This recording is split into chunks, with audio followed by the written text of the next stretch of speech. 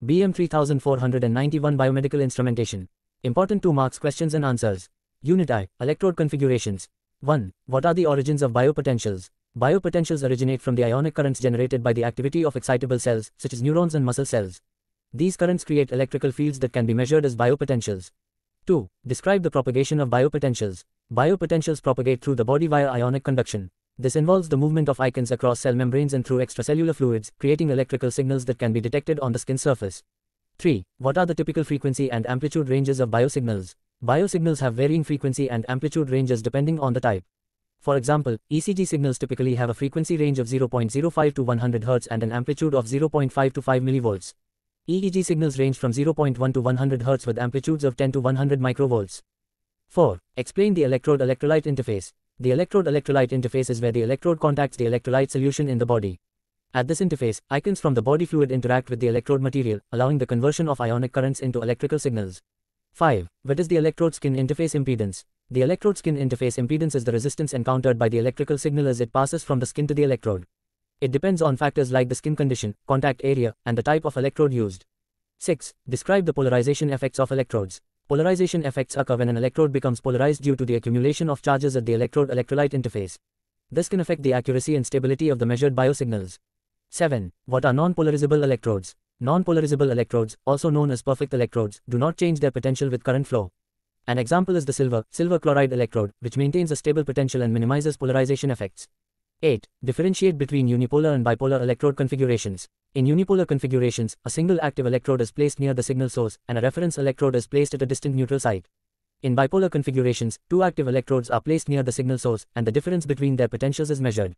9. How are electrodes classified in biomedical instrumentation? Electrodes can be classified based on their application, e.g., ECG, EEG, EMG, material, e.g., metal, conductive polymers, and configuration, e.g., surface electrodes, needle electrodes.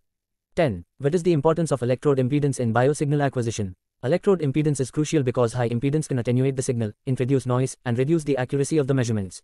Low impedance electrodes ensure better signal quality and more reliable data acquisition.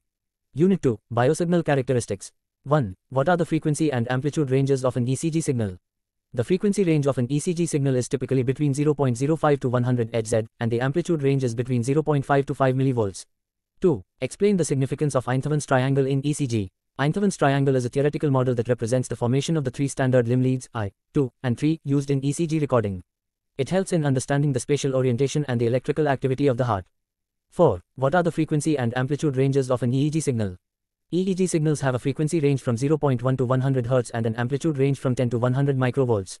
3. Describe the standard 12-lead system used in ECG. The standard 12-lead ECG system consists of 3 limb leads I, II, III, 3 augmented limb leads AVR, AVL, AVF, and 6 precordial leads V1 Vol 6. This comprehensive system provides detailed information about the electrical activity of the heart from different angles. 5. Explain the 10 to 20 electrode system used in EEG. The 10 to 20 electrode system is a standardized method for placing electrodes on the scalp. It uses specific anatomical landmarks to ensure consistent and reproducible electrode placement, with electrodes spaced at 10% and 20% intervals along the scalp. 8. What are the frequency and amplitude ranges of an EMG signal? EMG signals typically have a frequency range of 20 to 500 Hz and an amplitude range of 0.1 to 5 mV. 6. Differentiate between unipolar and bipolar EEG recordings. Unipolar EEG recordings measure the potential difference between an active electrode placed on the scalp and a reference electrode at a distant, neutral site. Bipolar EEG recordings measure the potential difference between 2 active electrodes placed on the scalp. 7. What is the average mode in EEG recordings? The average mode in EEG recordings is a method where the average voltage of multiple electrodes is used as a reference for the active electrodes, providing a more stable and less noisy reference signal. 10. Describe the electrode configuration for bipolar EMG recordings. In bipolar EMG recordings, 2 electrodes are placed over the muscle of interest, and the potential difference between these 2 active electrodes is recorded. This configuration helps in reducing common mode noise and improving signal quality. 9. Describe the electrode configuration for unipolar EMG recordings. In unipolar EMG recordings, 1 electrode is placed over the muscle of interest, and a reference electrode is placed at a distant, neutral site. The potential difference between the active and reference electrodes is recorded.